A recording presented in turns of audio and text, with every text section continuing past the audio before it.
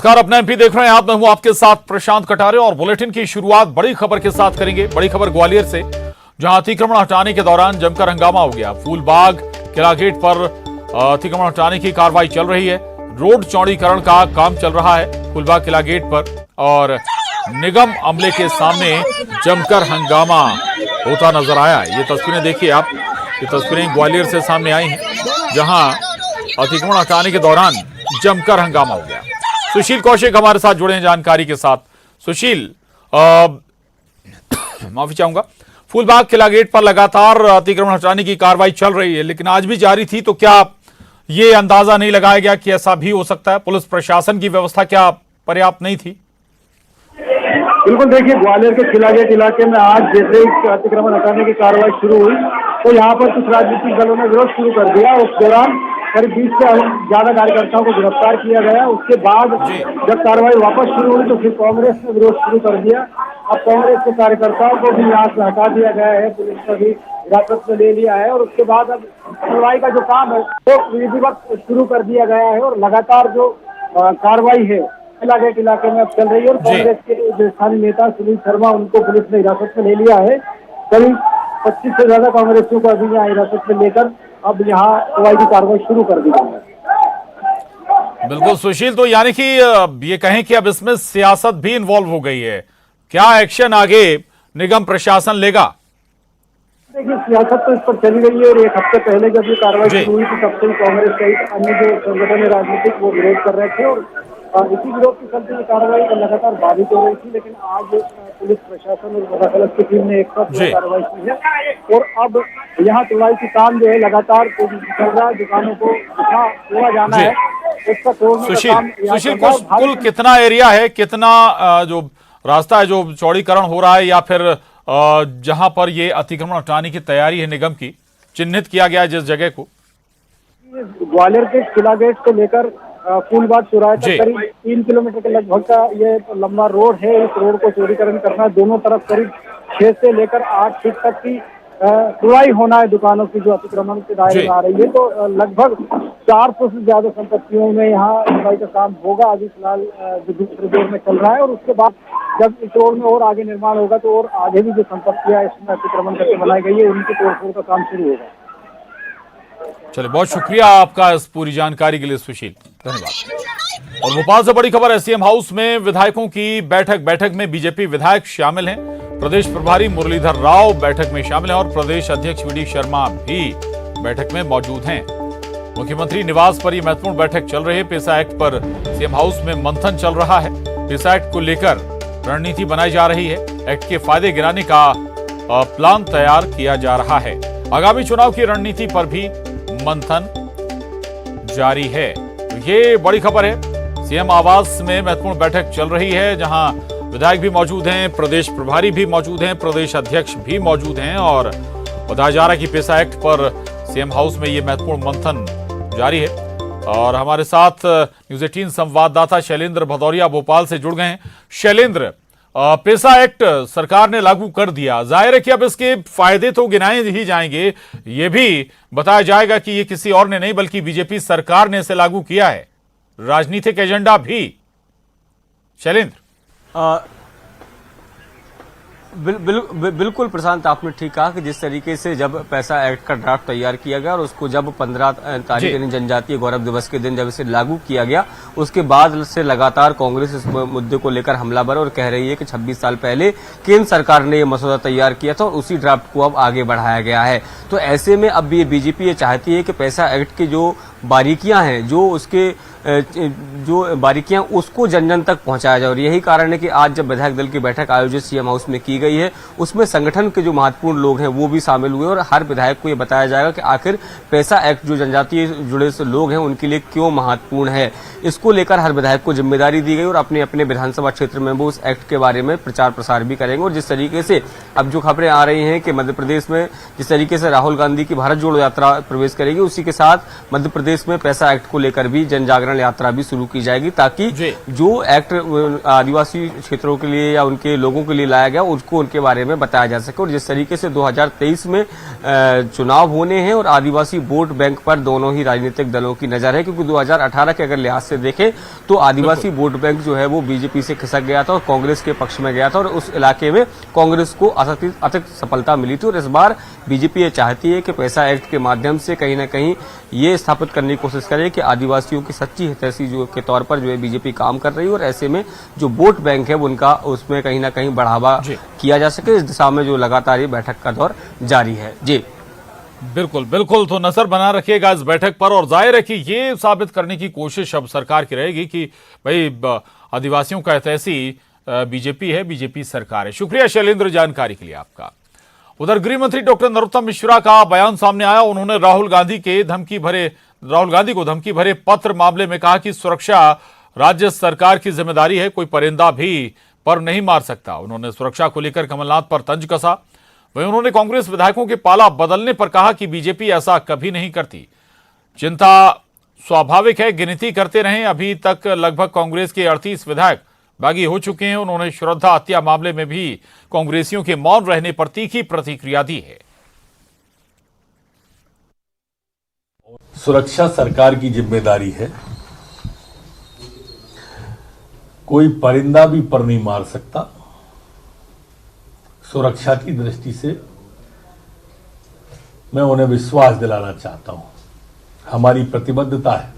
गजनबी और गौरी की तरह क्यों कर रहे हो ऐसा? हर जगह जाकर आप इस तरह की आवेश की स्थिति को कमलनाथ जी पैदा क्यों कर रहे हैं? मेरे को तो लगता है राहुल बाबा ये कमलनाथ जी नहीं चाहते यात्रा का, इसलिए बार बार सुरक्षा की बात कर रहे हैं। निश्चिंत रहें, कोई नहीं जाएगा, संभाल के रखने की भी जरूरत नहीं है। भारतीय जनता पार्टी ऐसा कुछ नहीं करती है।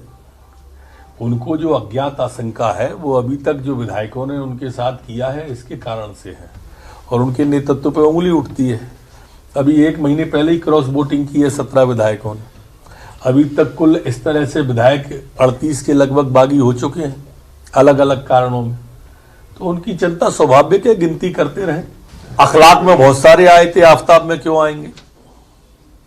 एक एससी वर्ग की बिटिया के 35 टुकड़े हो गए।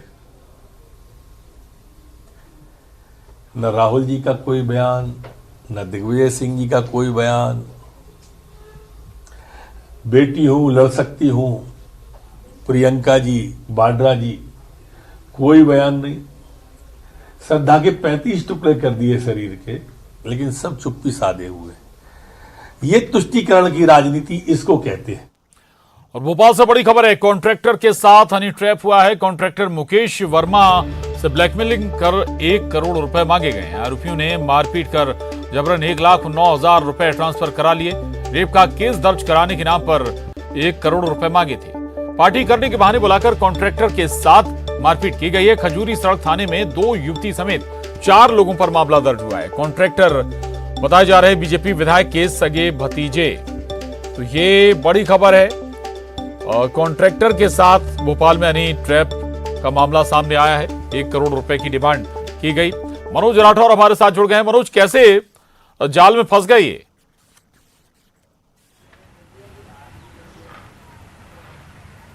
जी बिल्कुल, जो आरोपी महिला है जिसका नाम सोनाली है, जिसके खिलाफ एफआईआर दर्ज की गई है, उनके साथ उनकी एक सहेली और 2 अन्य नकाबपोश जो आरोपी है, करीब 4 लोगों पे एफआईआर दर्ज की गई है। बताया जा रहा है कि जो ठेकेदार हैं मुकेश वर्मा, उनकी जान पहचान हुई थी, क्योंकि लगातार कई सिलसिलों में मुलाकात भी हुई थी। लेकिन बताया जा रहा है कि 16 नवंबर को खजूरी इलाके में शराब पार्टी हुई, उसके बाद इनके साथ मारपीट हुई और इनके जो अकाउंट है उससे ऑनलाइन 1 लाख से ज़्यादा की राशि ट्रांसफ़र भी की गई। इसके अलावा 1 करोड़ की राशि की अड़ीबाजी भी की गई, मांगी गई। और इसके बाद ये पूरा मामला जब पुलिस में गया तो पुलिस ने इस पूरे मामले में एफआईआर दर्ज की। हालांकि जो महिला है आरोपी, उसकी तरफ से भी रेप की कोशिश की एफआईआर दर्ज कराने के लिए थाने में आवेदन दिया गया था, लेकिन मामला संदिग्ध होने की वजह से आवेदन नहीं लिया गया। सीएम हेल्पलाइन में महिला ने शिकायत की, क्योंकि बताया जा रहा है कि जो आरोपी महिला है उसके कई पुलिस के बड़े अधिकारियों से संपर्क में है वो, और जो आरोपी महिला है उसका पति जो है वो भी इंस्पेक्टर रैंक के अधिकारी है। हालांकि पति ने उन्हें छोड़ दिया है क्योंकि लगातार उनके कई लोगों के साथ संबंध के आरोप पति के द्वारा पहले लगाए गए थे। तो महिला के अब क्राइम रिकॉर्ड को लेके अब पूरी डिटेल जो है वो पुलिस के द्वारा जुटाई जा रही है, क्योंकि जहांगीराबाद में भी एक अपहरण की एफआईआर दर्ज कराई गई थी जो कि पुलिस की जांच में झूठी साबित हुई थी। तो ये एक मामला नहीं है, कई ऐसे मामले हैं जो हनी ट्रैप की तरफ इशारा करते हैं कि किस तरीके से लोगों को खास तौर से रसूखदार लोगों को फंसाने का काम किया जा रहा है। तो पुलिस अब इस एंगल पर भी जांच कर रही है। प्रशांत, बिल्कुल बिल्कुल, जाहिर है कि और हो सकता है कि जांच में कुछ और तस्वीर सामने आए, कुछ और भी लोग इसी तरह से जाल में फंसाए गए हों। शुक्रिया मनोज आपका जानकारी के लिए।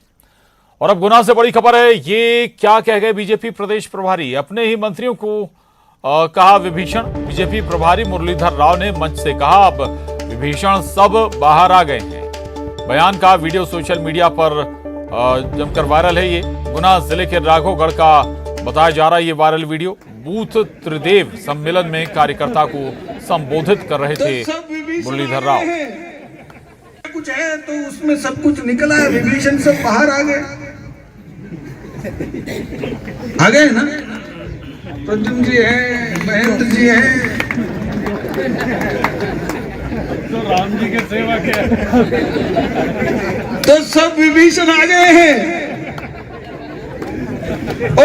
और सीहोर से बड़ी खबर है, बीजेपी विधायक करण सिंह वर्मा का वीडियो वायरल हो रहा है। चाय वाले ने इच्छावर विधायक में पुराना बकाया मांगा।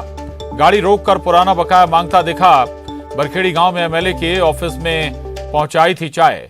विधायक और उसके समर्थक चुप्पी साध रहे हैं। सोशल मीडिया पर वायरल हुआ ये वीडियो। न्यूज़ 18 इस वीडियो की पुष्टि नहीं करता।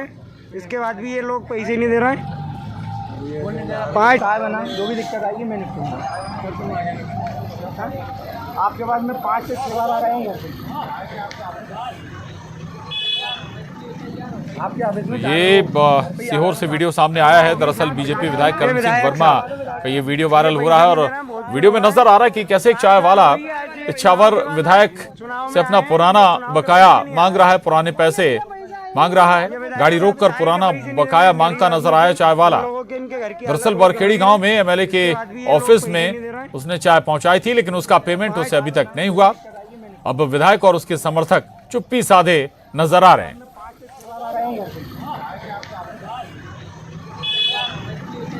आपके ऑफिस में 4 वो घर पे ही आ गए 4 से 5 30,000। ये पंकज भाई साहब भी बैठे हैं पीछे, इनसे भी 2-4 बार मिल चुके हैं। भाई साहब भी मिल सके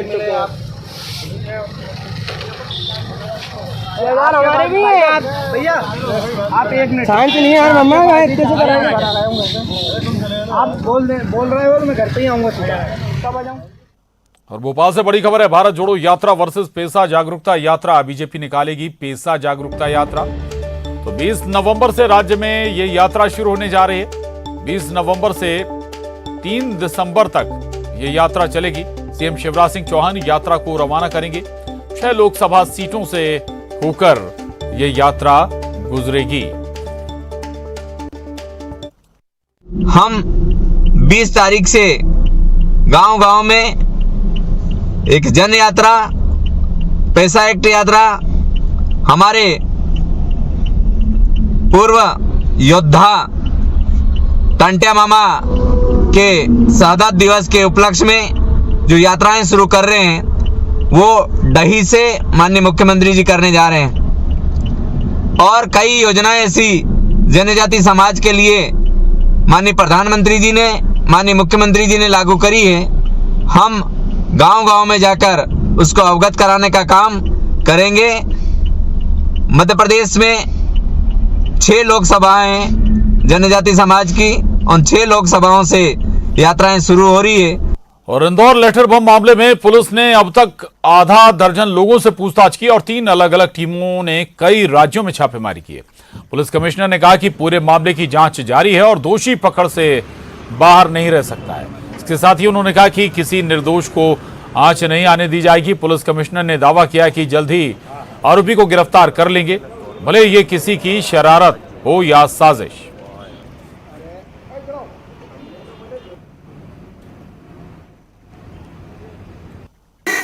इन्वेस्टिगेशन का उद्देश्य है कि सही व्यक्ति तक पहुंचा जाए, सही व्यक्ति जो इसके लिए जिम्मेदार है उस पर कार्रवाई हो।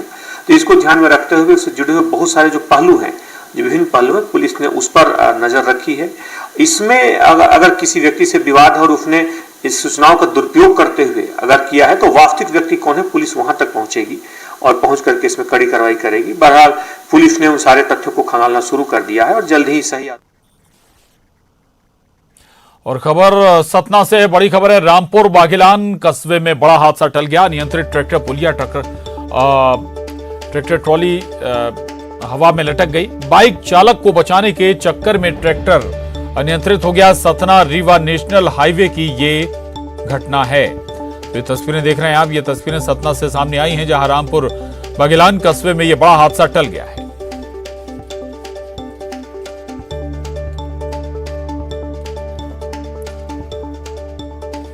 और बड़ी खबर बैतूल से है। उपसरपंच को 3 लोगों ने जमकर पीटा। उपसरपंच की पिटाई का वीडियो वायरल हो रहा है। कोतवाली थाना क्षेत्र के टेमनी गांव की घटना है ये माओवाद की जांच करने बैतूल से अधिकारी गए हुए थे। उपसरपंच ने निर्माण में धांधली की शिकायत की थी और शिकायत से नाराज लोगों ने उपसरपंच को जमकर पीट दिया।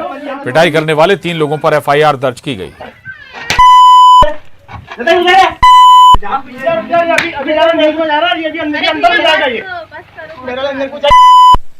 चलो हो गया, पंचनामा हो गया यहाँ का। मैडम को लिख के दो, लड़ाई हुई।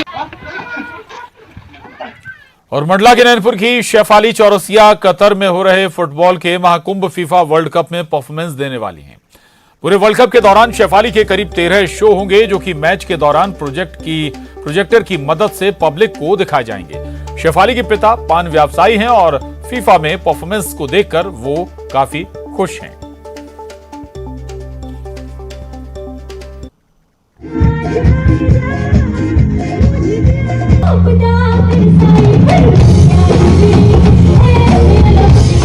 फॉर मी यहाँ पे आकर बहुत अच्छा लग रहा है।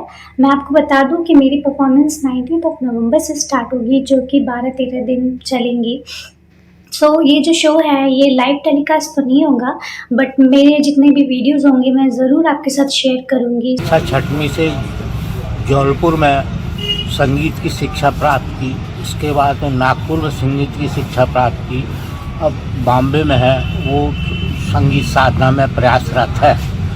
वर्तमान में वो विश्व फुटबॉल टूर्नामेंट में फीफा में अपना संगीत का प्रोग्राम देने उसे बुलाया गया है। देखिए, ये हम सब के लिए बहुत ही गर्व की बात है कि हमारे नगर की बेटी, हमारी बहन शेफाली चौरसिया, जो कि बहुत सालों से मुंबई में रह के संगीत का अध्ययन कर रही थी, और इतनी गर्व की बात है कि वो फीफा वर्ल्ड कप जो कतर में आयोजित है उसमें वो एक लाइव शो सिंगिंग का प्रस्तुत कर रही है।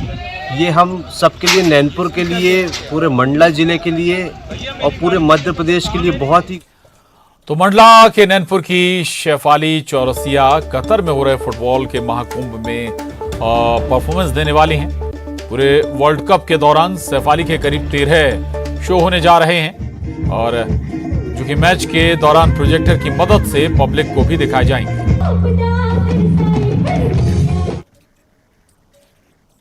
और अब देखिए 25 सेकंड 25 खबर। गृहमंत्री डॉक्टर नरोत्तम मिश्रा का राहुल गांधी के नाम धमकी भरे पत्र पर बयान। कहा